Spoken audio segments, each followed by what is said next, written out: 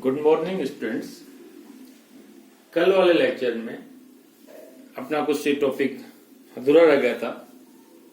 PN संधि diode समीकरण को डिराइव कर रहे थे, जिसमें मैंने बताया कि समीकरण को डिराइव करते समय अपने को दो केसेस लेने होंगे। एक अपने पास खुला परिपथ वाला केस, दूसरा अपन बाह्य वोल्टता आरोपित करने के बाद। कल अपन पहले वाला कर चुके थे खुला परिपथ की कंडीशन में। खुला परिपथ की कंडीशन मैंने आपको बताई थी कि जब बाह्य आरोपित वोल्टता 0 हो तब साम्य अवस्था में विसरण धारा अपवाह धारा के तुल्य होती है। अपवाह धारा वहां से कहां से आती है? वो अपने पास पीएन संधि डायोड की बाउंड्रीज के ऊपर पोटेंशियल प्रोड्यूस हो जाता है। वहां पे यानी कि वहां पे भी इलेक्ट्रिक फील्ड उत्पन्न हो जाता है। उसके कारण से भी आवेशों के ऊपर बल लगता है। उस बल के कारण से करंट फ्लो होती है। तो वो कंडीशन लेने के बाद अपन ने दो इक्वेशन डिराइव किए थे, समीकरण नंबर 1, समीकरण नंबर 2। समीकरण 1 में एनपी क्या रिप्रेजेंट करता है कि पी प्रकार के अर्धचालक में इलेक्ट्रॉन्स, एनएन रिप्रेजेंट करता है एन प्रकार के अर्धचालक में इलेक्ट्रॉन संख्या घनत्व। यहाँ पे अपन घनत्व की बात कर रहे हैं। इसी प्रकार से पीएन यहाँ पे रिप्रेजेंट करता है एन प्रकार के अर्धचालक में होल संख्या घनत्व। यहाँ पी रिप्रेजेंट करता है पी प्रकार के अर्धचालक में होल संख्या घनत्व। समीकरण 1 और 2 प्राप्त हुए थे। यहाँ पे माइनस था अपने पास, माइनस ईवी अपॉन के टी, माइनस ईवी अपॉन के टी, -1 -2। अब सेकंड केस अपन लगाते हैं बाह्य वोल्टता आरोपित करने के बाद। बाह्य वोल्टता V आरोपित करने पर अब अपने पास इलेक्ट्रॉन के फ्लो में और होल के फ्लो में क्या चेंजेस आते हैं? ये कंडीशन तो तब थी पहले जब अपन ने बाह्य वोल्टता 0 रखी थी, तो अपने पास ये समीकरण प्राप्त हुए। ये तो अपने पास नेचुरल प्राप्त हो गए। अब आरोपित करने के बाद इसमें क्या चेंजेस आते हैं? जब आरोपित अपन करते हैं तो आपको पता है कि अपने पास क्या है, पीएन जंक्शन डायोड है। ये अपने पास पी प्रकार का चालक मान रहे हैं, या अपने पास एन प्रकार का चालक मान रहे हैं। ये अपने पास बीच में पट्टिका थी, अक्षरप्रत कर रहे हैं। ये पी है, पी में अपने पास क्या रहते हैं, होल्स, और इसमें क्या रहते हैं, इलेक्ट्रॉन्स। ये अपने पास क्या है, प्लस प्लस प्लस, ये माइनस माइनस माइनस। अपन ने आरोपित कर दिया बाह्य बल, मैं कहूं कि बाह्य वोल्टता प्लस माइनस V अपन ने आरोपित कर दिया। ये प्लस है, ये अपने पास माइनस है। अब ये आरोपित कर दिया तो करंट की डायरेक्शन तो प्लस से माइनस आपको पता है। इसके कारण से होल अपने पास इस डायरेक्शन में जाएंगे, होल। इलेक्ट्रॉन अपने पास इस डायरेक्शन में आएंगे, दिस वैल्यू। होल अपने पास इस डायरेक्शन में। और यहाँ पे जो पोटेंशियल बैरियर जो VB है, अब अपने पास कितना हो जाएगा? पहले VB था, अब कितना हो जाएगा? कम हो जाएगा, यानी कि VB माइनस V। अब पोटेंशियल बैरियर जो अपने पास आएगा वो होगा VB माइनस V। दूसरा जो केस अपन लगा के चले कि अगर इसको अपन चेंज कर दें, यानी कि उल्टा अपन जोड़ दें, पश्चिम बायस अवस्था में जोड़ दें, यह अक्षरप्रत की पट्टिका, ये अपन कहें कि होल है, ये अपने पास इलेक्ट्रॉन है। यहां मैं जोड़ा कि माइनस और ये जोड़ दिया प्लस। तो ये जो कंडीशन है ये तो अपने पास थी अग्रबायस अवस्था, फॉरवर्ड बायस जो अपन कह रहे थे। अब अपन ले रहे हैं पश्चिम बायस अवस्था। तो यहां क्या होगा, ये अपने पास माइनस है, ये अपने पास प्लस है। अब यहां अपन कहें कि होल जो अपने पास है इस तरफ आएंगे, इलेक्ट्रॉन जो अपने पास है वो अपने पास क्या है, इस तरफ आएंगे। करंट डायरेक्शन तो वही रहेगी। तो यहाँ पे जो पोटेंशियल बैरियर पहले VB था, अब VB नहीं होकर के इसको थोड़ा सा बड़ा सा मैं दिखाऊं, पहले की अपेक्षा थोड़ा बड़ा करो, थोड़ा बड़ा करो। ये अपने पास हो जाएगा VB प्लस V। यहाँ पे यानी कि पोटेंशियल बैरियर क्या होगा, VB प्लस V, पश्चिम बायस अवस्था। करंट डायरेक्शन 2 प्लस से माइनस अपने पास रहेगी। बाह्य वोल्टता आरोपित करने के बाद ये केसेस अपने पास बन जाते हैं। तो अब इनके ऊपर क्या इफेक्ट पड़ेगा? ये तो केस पहले से है, आरोपित नहीं किया तब। आरोपित करने के बाद जो इसमें चेंजेस अपने पास आते हैं कि होल संख्या घनत्व में जो अपने पास चेंज आया अगर बायस अवस्था लगाने के बाद पहले वाला केस अपन ये लेके चले कि अगर बायस अवस्था केस है, उसके बाद बी में देखें। अब जो अपन केस कर रहे हैं अगर बायस अवस्था केसेज में कर रहे हैं, जिसमें वोल्टता अपने पास क्या होगी, वीबी माइनस वी। जब अगर बायस का केस अपन लगाते हैं, बाह्य वोल्टता अपन ने लगाई, बाह्य वोल्टता लगा दी, लेकिन कैसे, अगर बायस अवस्था में लगाई। लगाने के बाद क्या चेंजेज आएगा, होल्स की संख्या में कितना चेंज होगा वो अपन देखें।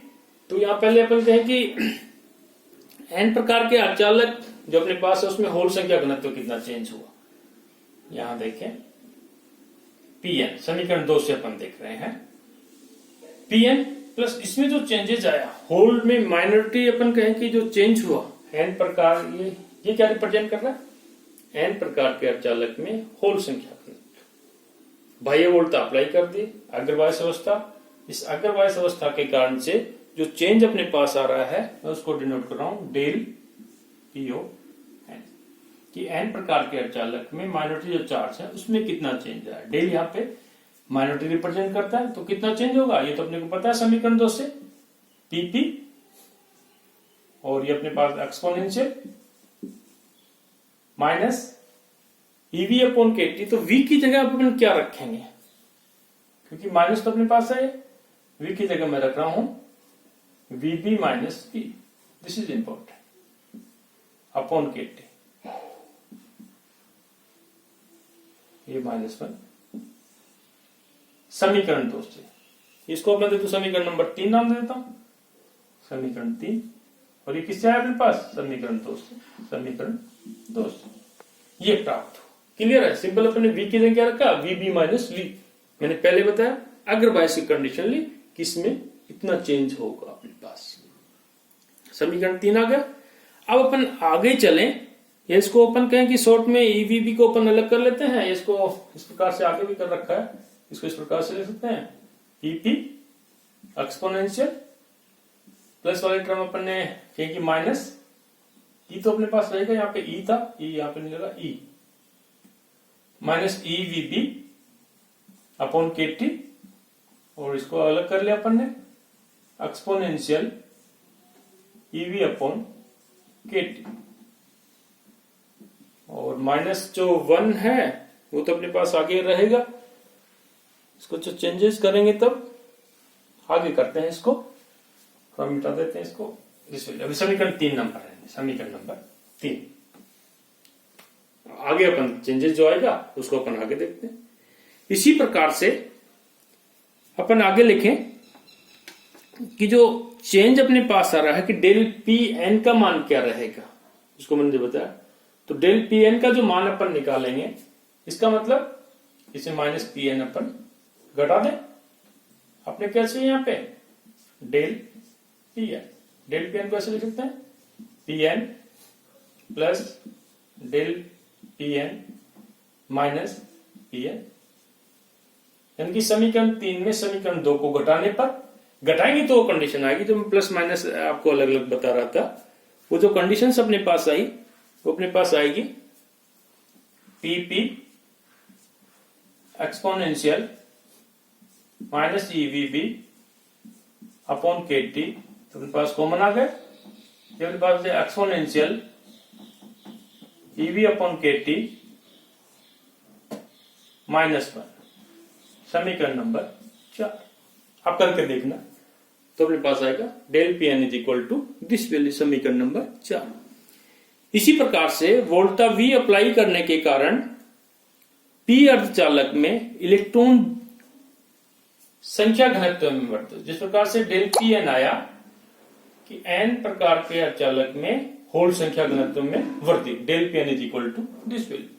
इसी प्रकार से पी अर्धचालक में इलेक्ट्रॉन संख्या घनत्व में वृद्धि, डेल एन पी, सिमिलर रूप से मैं लिखूं तो इसका मान अपने पास क्या आएगा, इसी प्रकार से this value an an exponential ईवीबी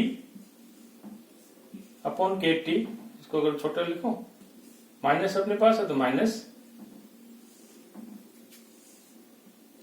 exponential EV upon KT -1, समीकरण number 5।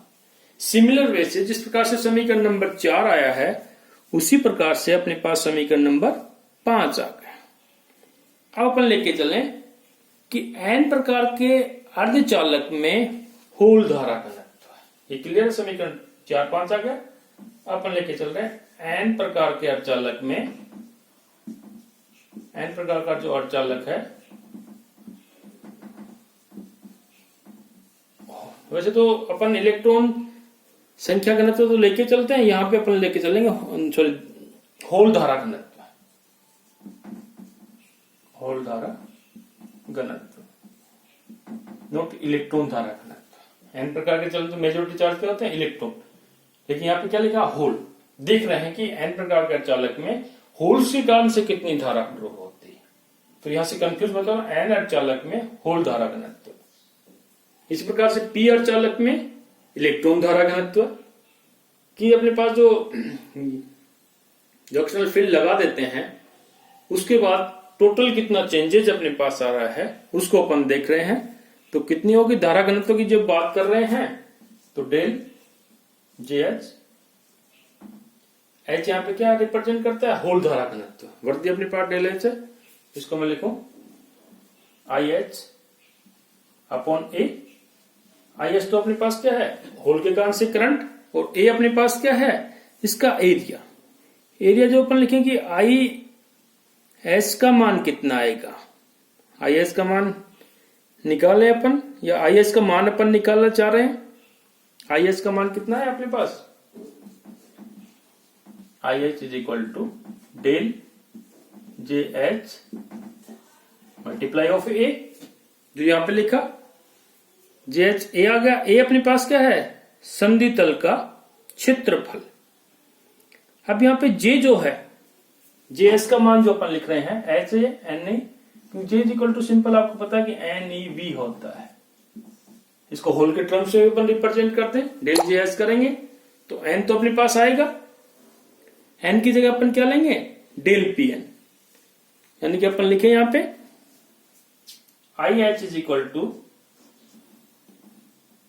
A as it is, J की जगह अपन ये लिखें ई एज इट इज लिखता हूं, ई वी की जगह मैं वी लिख रहा हूं।